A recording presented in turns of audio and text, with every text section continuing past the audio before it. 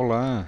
Neste módulo vamos conversar sobre o modelo de responsabilidade compartilhada, que vem do inglês Shared Responsibility Model.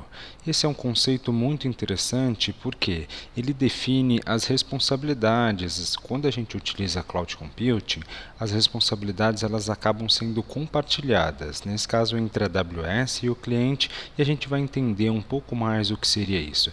Então, para a parte de governança, para a parte de segurança, é muito importante que a gente entenda os papéis acerca de cada um dentro do ambiente de cloud.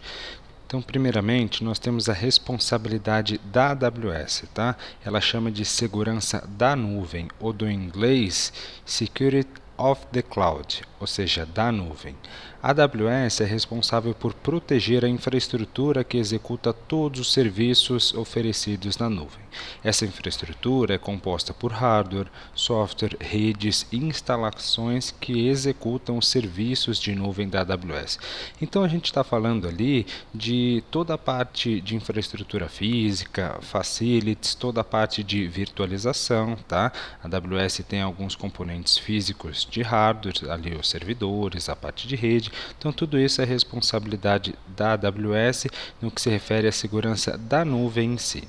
Nós temos o que seria a responsabilidade do cliente, segurança na nuvem, ou do inglês Security in Cloud. A responsabilidade do cliente será determinada pelos serviços da AWS selecionados. Por quê, tá?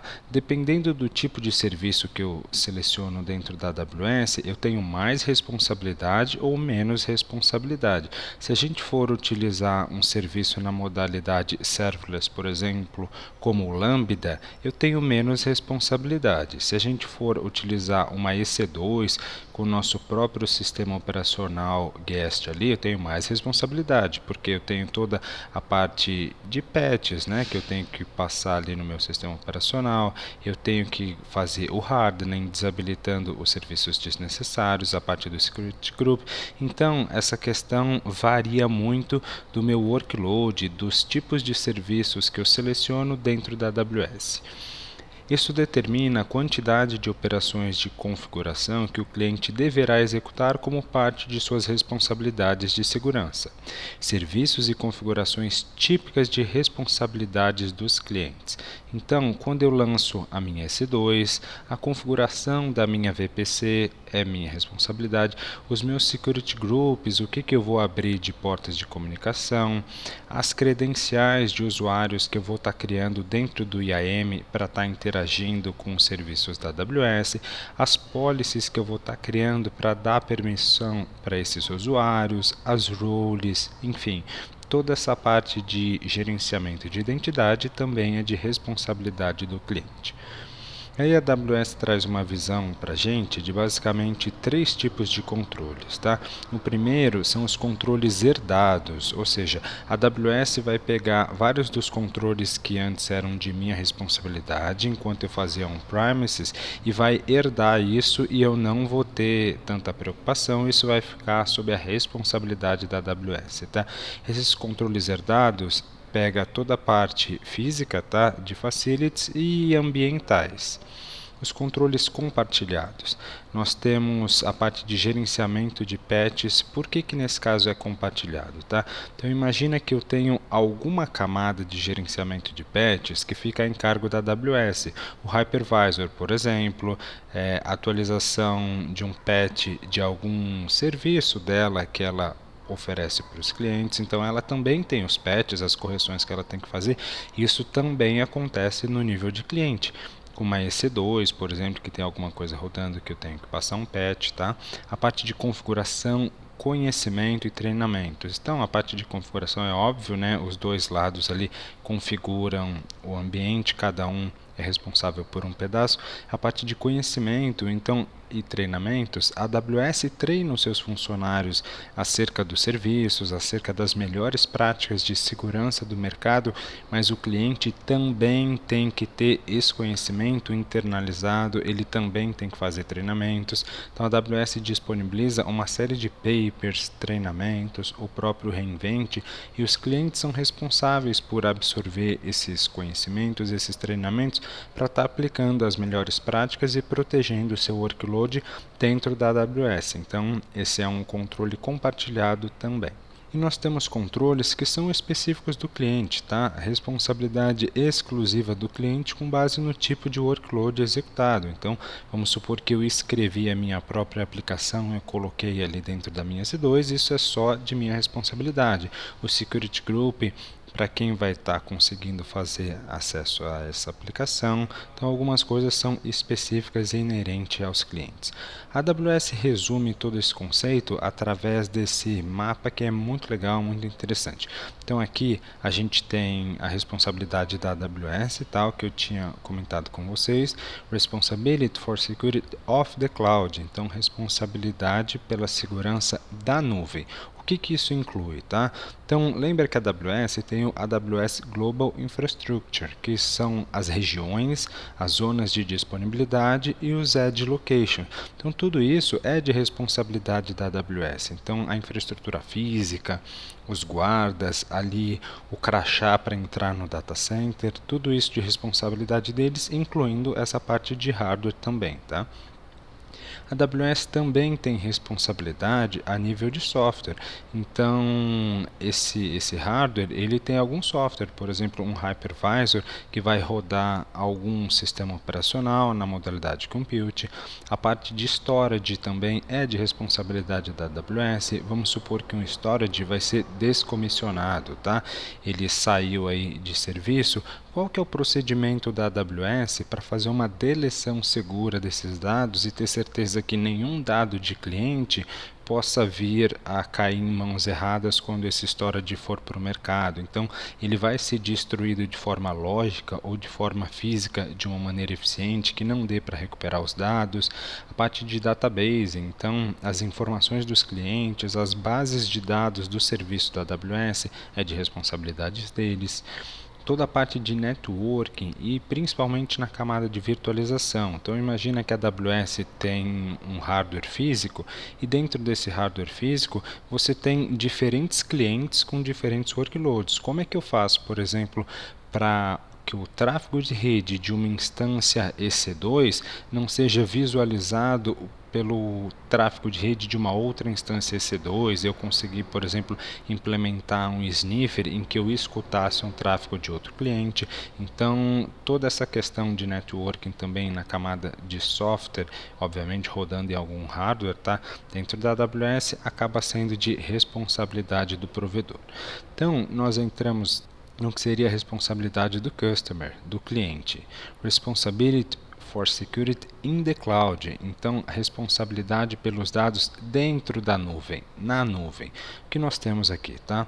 Client-side Data Encryption. Então, se eu tiver algum compliance em que eu preciso criptografar os dados antes de entrar dentro da AWS, isso é minha responsabilidade. Obviamente, a AWS oferece ferramentas para eu estar, por exemplo, utilizando essa criptografia antes de imputar esses dados no meu S3, mas isso é de minha responsabilidade.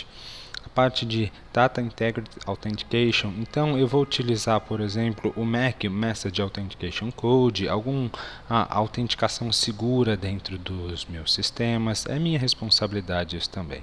Parte do Server-Side Encryption, então apesar da AWS fazer operações criptográficas para a gente em muitos casos, o S3, por exemplo, que suporta o Server-Side Encryption, a criptografia dos meus volumes de IBS, as chaves do KMS, a AWS vai estar só operacionalizando essas comutações, tá? De criptografia e decriptografia, mas a responsabilidade disso é minha como cliente. Eu que escolho se eu vou criptografar os dados do meu bucket do S3, eu que escolho se o meu EBS vai ser criptografado e aí consequentemente o meu snapshot também. Então o meu sistema operacional, o file system, então se eu for fazer a criptografia ali a nível do sistema operacional também é minha responsabilidade. Os meus dados dentro da AWS, então toda a parte de criptografia é minha responsabilidade, tá? A AWS vai apenas fornecer as ferramentas para que eu faça essas operações criptográficas de acordo com a minha política de segurança, com os meus requisitos de compliance. É de responsabilidade do cliente também o Networking Traffic Protection. Aqui a gente está falando, por exemplo, de criptografia de rede, tá? Então, se eu vou expor ali um servidor com Apache, eu que tenho está configurando o SSL, o TLS, se eu for fazer alguma comunicação entre servidores dentro da AWS, eu posso ter algum requisito de implementar o IPsec para criptografar o tráfego entre esses servidores, enfim, toda a parte de API, se eu for chamar uma API de algum outro servidor quando eu trabalho em microserviços, é recomendado também que eu trabalhe isso em cima de HTTPS, de TLS, então isso é minha responsabilidade também, a criptografia do tráfego de rede entre as máquinas ali, seja da minha VPC, seja inter-VPC ou publicando isso para a internet. Com uma outra camada, nós temos que a responsabilidade do cliente, toda a parte do sistema operacional. Então, o hypervisor é de responsabilidade da AWS, mas e o meu sistema operacional guest, convidado, em que eu vou rodar em cima dessa plataforma? Olha, a responsabilidade é minha. Eu que tenho que aplicar os patches de segurança, eu que tenho que fazer hardening, desabilitando os serviços desnecessários. A parte de Network e File Configuration é minha responsabilidade como cliente estar configurando o Security Group adequadamente, instalando um Personal Firewall, um firewall a nível de instância também para ter um controle adicional do que entra e o que sai, um host IPS, por exemplo. Então, responsabilidade do cliente.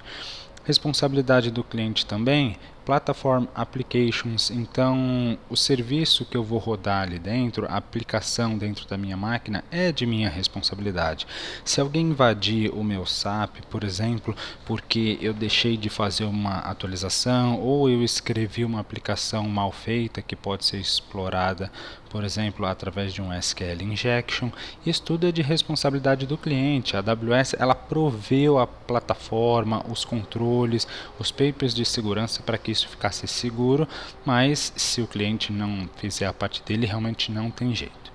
Identity and Access Management, isso aqui também é responsabilidade do cliente. Então, as credenciais de acesso, o gerenciamento de identidade dos serviços.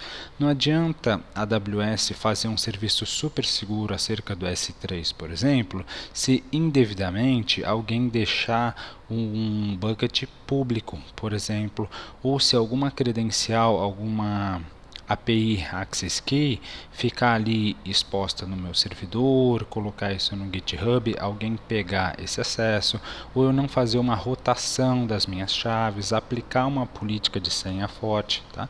Então, toda essa parte de Identity and Access Management é de responsabilidade do cliente, a gente tem que dar bastante atenção para essa parte também, porque não adianta eu ter patches atualizados, uma série de ferramentas, se as minhas credenciais eu não gerencio de forma segura.